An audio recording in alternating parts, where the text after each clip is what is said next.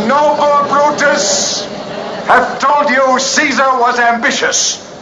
If it was so, it was a grievous fault. Grievously hath Caesar answered it. Here, under leave of Brutus and the rest, for Brutus is an honorable man, so are they all honorable men. Come I to speak in Caesar's funeral. He was my friend, faithful and just to me. But Brutus says he was ambitious. And Brutus is an honorable man. He hath brought many captives home to Rome, whose ransoms did the general coffers fill. Did this in Caesar seem ambitious, when that the poor have cried, Caesar hath wept? Ambition should be made of sterner stuff. Yet Brutus says he was ambitious, and Brutus is an honorable man. You all did see that on the Lupercal I thrice presented him a kingly crown which he did thrice refuse. Was this ambition? Yet Brutus says he was ambitious, and sure, he is an honorable man. This is Plausibly Live. One of the things that I enjoy most about studying history and learning is that every now and then you come across something that challenges your belief system, challenges what you have held sacrosanct. If you had asked me 24 hours ago what I thought of this particular topic, I would have given you a completely different answer. Sat through a lecture yesterday afternoon, and while it wasn't the focal point of the lecture, it got me thinking and changed. I wonder, I'm not sure yet if it has completely changed how I feel about this. I can certainly tell you it has me thinking. What is that? For the longest time, since I've known the story, I have always held that Julius Caesar was a tyrant. Why he was killed. He was a tyrant. He was trying to set himself up as king, which of course is not acceptable to a Roman. Hence Brutus, who was a direct descendant of the first Brutus, had to kill him because had to do. An honest man, honorable man. Why did I believe that? Why did I just take that without any further consideration? Is it because it fit my agenda, my viewpoint of things? I've done a whole series of shows about anti-federalists and federal. Why they chose the name they did, what their historical understandings of things were. I liked it.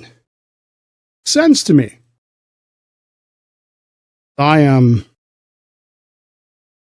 a Republican, not party, little r, a Republican, a believer in Republican democracy. It made sense. And as I am anti-monarchical, it made even more sense. If Julius Caesar was in fact trying to set himself up as king, well, then here he lies for that. Why did I believe that so deeply that I wasn't willing to even consider the other side of things? There is a foundational belief in Greco-Roman republic democracies is along the lines of this. That is, a constitutional republic will not work unless you have civic virtue. Don't have civic virtue, constitutional republic will not work. You may have a constitution, you may have laws, you may have leaders, you may have a framework, you may have an appearance of these things, but you won't have true liberty, you won't have true self-determination. What John Adams would say later on. The Constitution was made for a moral people, people who have that civic virtue. And without that, and the Romans, by the way, believed very firmly that religion was a huge part of this, don't have that. You don't have a constitutional republic. What you have, kind of an empire kind of thing. Now, the problem with solid constitutional republics, where you do have civic virtue, they go through what is known as the Hitler cycle type, which is where they start in bondage, which is where every constitutional republic starts. You have a building of faith, courage, and eventually you stand up, fight, you win your liberty. This almost invariably leads to abundance. That abundance then leads to selfishness. Selfishness leads to complacency. Complacency to apathy. Apathy to dependence. And dependence back to bondage. So you find yourself in this cycle where you wind up back where you started again. Unless you have civic virtue, which keeps you from falling into that complacency, self-absorption, dependence elements of this thing, because you're focused on those kinds of things. By 60 for the Common Era, BCE, Rome had long since ceased to be a functioning republic. Civic virtue had disappeared. There was still the framework, there was still the appearance, surreal ideas, and there was still words, but there was no substance to it. The empire, the Roman Republic, which for all practical purposes was an empire, had great success. This brought enormous wealth to Rome. That wealth, in turn, corrupted their civic virtue.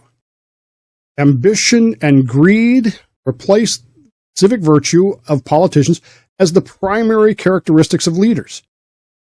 They were more about gaining power and maintaining power than they ever were about what's the best thing for the republic. The elections that they held, and Rome had elections every year. The elections were bought by money, not by virtue. There's a great scene in the HBO series Rome. If you've never seen it, I highly recommend it. It's for adults, but it's there. A great scene where Varenus is going to, he's asked by Mark Antony and Caesar to run for an office. And when he starts to educate himself about the issues, okay, these are the issues that matter, he's told, don't worry about that. The election's already paid for. You already won. You don't need to worry about that. You just need to worry about doing what we tell you to do. The Senate, the magistrates are controlled by money and special interests, not by virtue, not by what matters. And because of this, by 60 BCE, everything is gridlocked. The Senate and the magistrates are unable to even manage smallest of problems. They can't take care of anything. And of course, gridlock leads to problems. It leads to violence. It leads to leaders fighting each other. And in the Roman sense, actually fighting each other. And the people of Rome lose confidence in their government. They begin to they begin to worry that there's no solution to this, except there's this one guy, Julius Caesar. Loves the people, populist. He cares for the people. He takes care of the people when he can. He keeps giving the people what they need, think they need. And the problem with what Julius Caesar does is that it's a threat to the power base in Rome. It's threatening to upset the system, because you see, the system is corrupt, the system is horrifyingly bad, but it's based on all these senators and magistrates being paid off by moneyed interests and maintaining their power. And now here comes Julius Caesar, who many of these magistrates and many of these senators actually owe their position to, but they understand that he wants to change things. He wants to, in his words, restore the Republic, which means that they're going to be losing power, prestige, presumably money. He's a threat to their system. So, as we already know, the conspirators gather and they murder Julius Caesar. Kill him. Now again, hitherto I have assumed and believed that this was a quality of virtue, that this was civic virtue. But what if, oh, this is hard to get your head around, but what if I'm, that word? Oh yeah, wrong. What if I'm wrong about that? What if it wasn't civic virtue that drove this at all? Would there be evidence of that? What if their motivation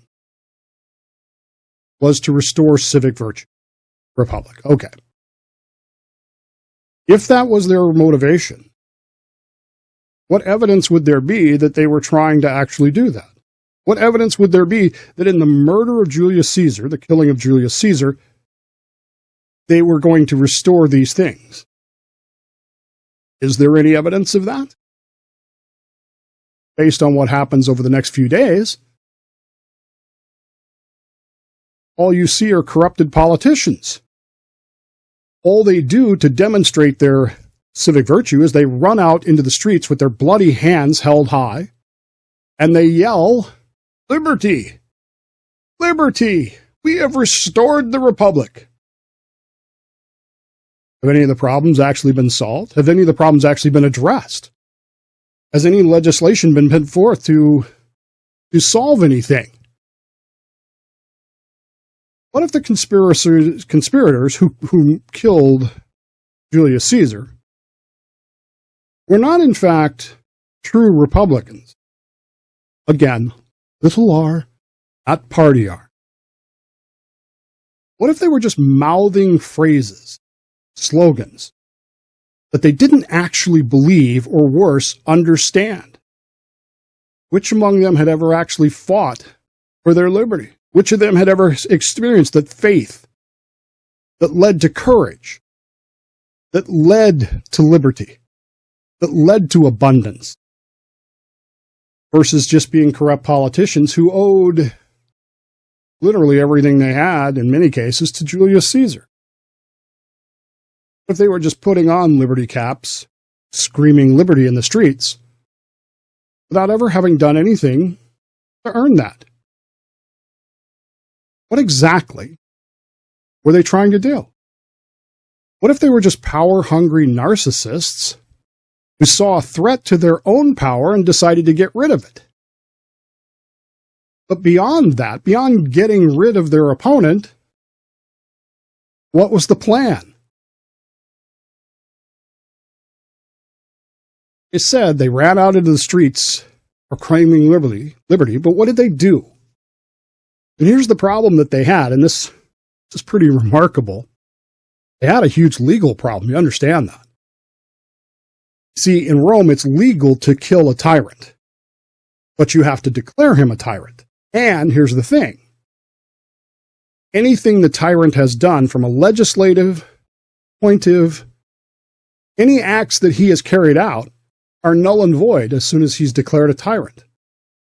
And many of these magistrates, many of these senators, one of the things that Caesar had done was expand the Senate.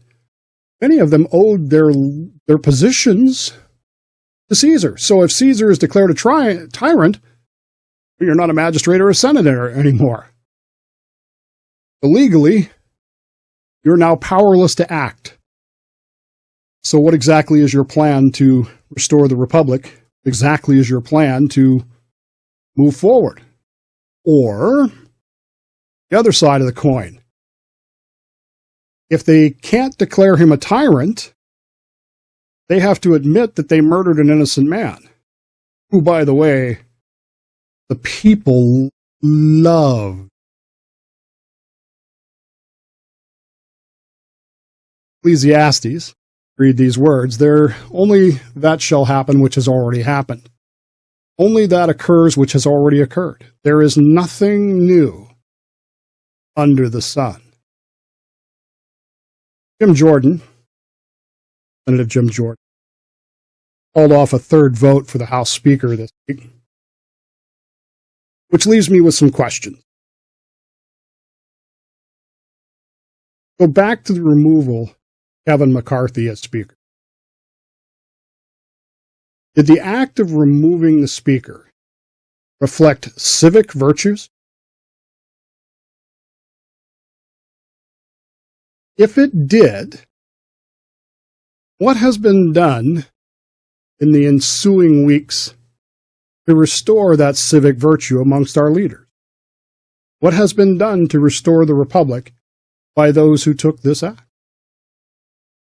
If it was not an act of civic virtue, was it the act of narcissistic power and corruption? Did it cause the people of the United States, as a corporate whole, to increase trust in their government? The people of the United States, or literally any portion thereof, believe that the government is corrupt and beyond redemption? Have we come to believe that the removal of any given leader is beneficial to the entirety of the Republic? Words is a tyrant. Do we believe that the removal of the Speaker of the House specifically benefited the Republic in any way? Or have the American people, or any portion thereof, come to believe that a single beloved person is the solution to all the problems? In a republic, that should not be the case. But are we no longer in a functional republic, much as Rome found itself in 44 BCE? Result of the removal of Julius Caesar: years, more than a decade, destruction and civil war. And I don't mean cheap civil war, I don't mean quick civil war, I mean the stuff of which legends are made. Antony and Cleopatra, Octavian, Augustus. And of course, in the end, it led to the rise of an empire which had its positives. There's no question about the fact that the Roman Empire had its positives. Most of my listening base is Christian in faith. I don't think anybody would seriously argue that if it hadn't been for the Roman Empire, there would be no Christian faith. It had its positives, but it also had its downsides. Destruction of liberty. Men did not self-determine what they would be anymore. But there was peace, Pax Romana. There was calmness. There was the rule of law, but that law was iron-fisted. It wasn't very merciful. And it, of course, generated much rebellion. Removal of one man crippled the nation. For a time, it destroyed liberty. Even by the people who said that they were doing it to preserve liberty. But was that really their motivation? Because they didn't actually believe it in practice. Because if they had, their actions would have been completely different after the act. Their actions after the act showed that they really weren't about all that. They really were not about restoring the Republic or liberty or anything else. They were about maintaining their own life, their own power and wealth. There's a line in one of my favorite, I don't have a favorite book. I have a lot of favorite. One of my favorite books is Beowulf. I just think is an amazing book. Good movie. You don't want to read the book, watch the movie. But there's a line in there when Beowulf lands on the coastline. The guards are there. He needs to identify him. And so he marches up to the guard. And he's explaining who he is and why he's there to kill Grendel. And the guard very wisely says there's two ways to judge a man. You judge a man by what he says, or you can judge a man by what he does. Both. One or the other. Caesar, whether I like him or don't like him, had brought peace, prosperity, stability to a foundering system. Who knows what his ultimate goal was with regards to the Republic, but he had 3 times refused the crown. A month before his death, he had 3 times been offered the crown to become king of Rome. Except, wasn't really king of Rome, it was king of the Republic, the empire. Because no one would have accepted a king of Rome, but if you make him king of everything else, then that's acceptable. Who knows? 3 times he said, no, I will not be king. This ambition was he laid low. Brutus has said this, and Brutus is an honorable man. Those who brought him down in the name of liberty instead brought war, chaos, destruction, and ultimately empire. We're watching what's happening in our own country today, our own republic today. We need to be asking ourselves those same questions. What exactly was the idea here? You can tell me, you can say whatever you want, because there's 2 ways to judge people.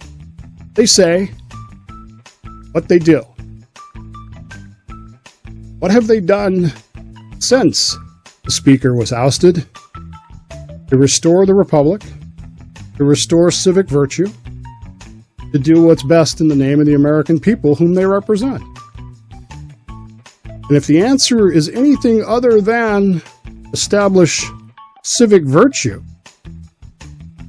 then I submit to you that, like Brutus, Cassius, and the 60 other conspirators,